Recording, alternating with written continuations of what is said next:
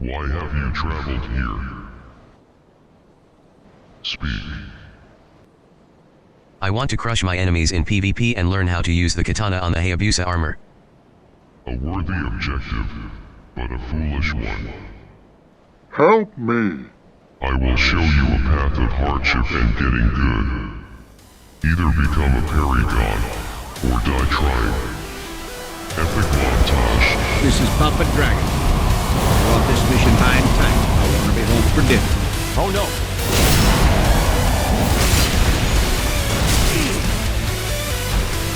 The platypus!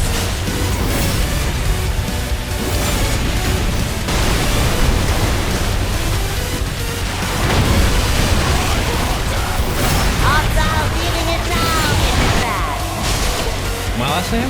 Yes. Imagine Dragon. I'm gonna back up. Imagine Dragon these nuts from your face.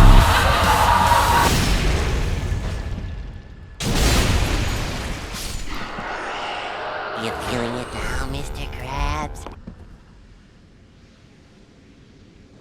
The Dark Souls 3 Dragonform is endlessly fascinating to me. It's like trying to solve a puzzle.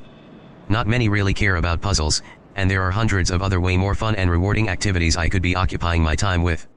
My scientific estimate is that for every viable hyper glass cannon one-shot build you find demonstrated on YouTube, there are 50,000 posts complaining about how bad Dragonform is in this game, especially when compared to the Chad Dragonform in Dark Souls 2. This is the way. The path of the dragon is paved with suffering and hardship. Note the pain and frustration when you strip down and use the dragon torso stone. Your character throws their hands on their head in utter confusion. Oh god, why? What was I thinking? Why did I think this was going to work out? In a game colloquially known as Fashion Souls, you have chosen to run around as a meth goat with a visible digestive tract and essentially no defense. In one of the most famously difficult games ever to exist, FromSoft has provided us with what I like to call Dragonform, which is a handy tool to make life even more challenging. I for one, heartily support your life choices. Suicide is badass. So, is it possible to reject nearly all worldly comforts, including Fashion Souls, and still enjoy this game in its entirety? Maybe. All range mode. This build is centered around a few different factors: skill, crits, speed, personal preference, and OCD.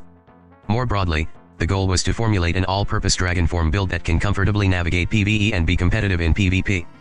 This particular character is actually the very first I completed Dark Souls 3 with. This guy started as a mercenary running around with Sellsword twin blades. Now look where he is. Dragon stones. Not even once. Once I completed Hawkwood's arc, I decided Dragonform was just too attractive a lifestyle to pass up. Similarly, the Farron Greatsword with its parry dagger and unique dong swinging move pool looked cool and felt fun to use. And so, I set foot along a path of madness and outdated strats that everyone already experimented with back in 2016. The first pale tongue I gave to Rosario was used to reallocate stats mainly into dexterity, strength, and vigor. I quickly decided that maxing out HP was not worth it at all. I also experienced the diminishing returns associated with rocketing a stat past 40. Back to the drawing board. After watching some awe-inspiring demos from Grandpa and Sunlight Blade of ultra-high damage Dragonform builds, I started experimenting with spell buffs. Given that Sacred Oath requires 28 faith, I tried to work in some higher level miracles like Wrath of the Gods, but ultimately decided the focus points were better used buffing the Farron Greatsword. Finally, at the risk of turning into a grubby boy, here's what I settled on. Vigor raised to 13 to ensure surviving at least one hit against weaker enemies. Attunement pumped to 28 to allow for 4 attunement slots and plenty of casts, and also so the FP bar would be exactly the same length as the endurance bar set to 40. Like I said, OCD factors into this. Vitality is set to 14, which is just enough to fast roll with the Farron Greatsword, the Pyromancy Flame, a talisman, and some rings, which I'll go through in a moment. My first playthrough I focused solely on dexterity because I guess I'm just one of those guys, but to make the Farron Greatsword more effective, I raised strength up to 40 to make use of the weapon's damage scaling. I boosted dexterity up to 50, but this could be lowered back to 40 to drop level if needed, or reallocated to intelligence or faith to allow for the use of more powerful magic options. I'm particularly fond of Black Serpent, so boosting intelligence to 16 and removing Sacred Oath is certainly an option. Intelligence I left at 10 because I am a dumb and I am using Dragonform with one of the most well-known weapons and playstyles. Faith is cranked to 28 to support my crippling addiction to Sacred Oath, and because I have faith that you should raise the Pokemon you love rather than the ones who are statistically the best. Luck got pushed up to 10 because I don't like the number 9 as much. This all adds up to a soul level of 144, which I calculated to interact with minimum 120 and max 168 in PvP. I attuned Power Within, Replenishment, and Sacred Oath. These, in addition to the Dragon Torso Stone buff, boost the Farron Greatsword's damage from 614 to 810. Aside from the Dragon Torso Stone, I also like to utilize Kukuri, which pair nicely with high dexterity, along with black firebombs, and lightning urns for some range options. I also like to keep the Dragon Headstone in a quick slot simply because it's nice having the option to spit fire as a dragon. Finally, I equipped Flynn's Ring for additional damage boost of roughly 6.9%. Nice. Lingering Dragon Crest Ring +2 to extend the length of spell buffs, Chloranthy Ring +3 to keep rolling around at the speed of sound, and the Hornet's Ring to capitalize on parries and backstabs. I feel the need to justify the use of Flynn's Ring. Many see it as useless, given that it accounts for 0.9 units of weight calculated against its buff of 0.5 for every point of weight you maintain below 30. However, a consistent 6.9% boost is pretty good compared to Lloyd's Ring, which is less of a boost and also requires a constantly full health bar, or the Red Tier Stone Ring, which would require more vitality and constantly having no health. Obviously there are some great builds revolving around getting massive buffs from having no health, but I don't see these as viable PvP or PvE builds. It's awe-inspiring to watch these strats bring down Midir, but it's just not fun to maintain all the way to the end of a playthrough. And from here, I realized my journey along the path was only beginning.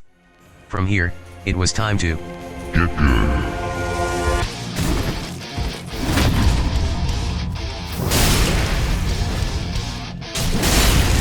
Dragonform!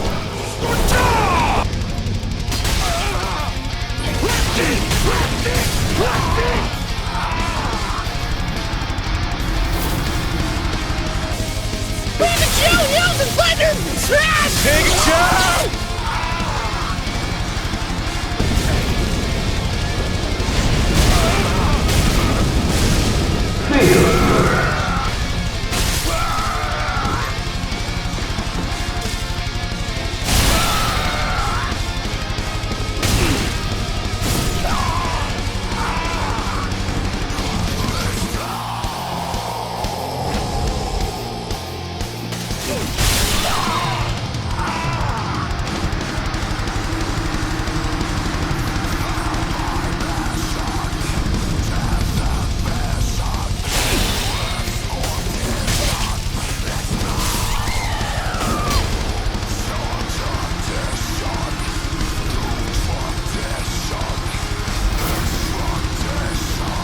Do not shoot.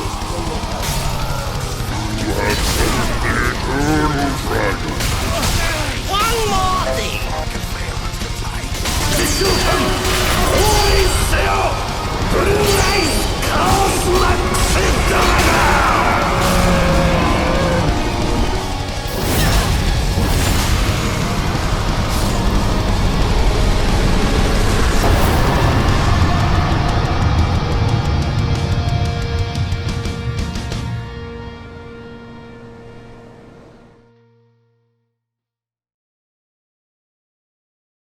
So far, I am still a filthy scrub, but I sure am enjoying the process.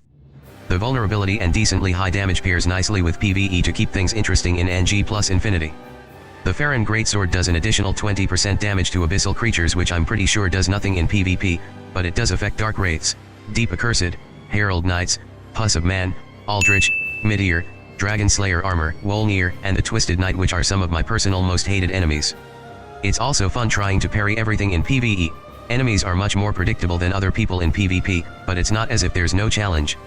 The path to becoming a parry god when you can't take more than 2 hits is a brutal one. If I was to run a variation of this build where I was still leveling up, parrying would further be incentivized to get crit one-shot kills to activate the overkill mechanic and net more souls. Something to dream of for the future, I suppose.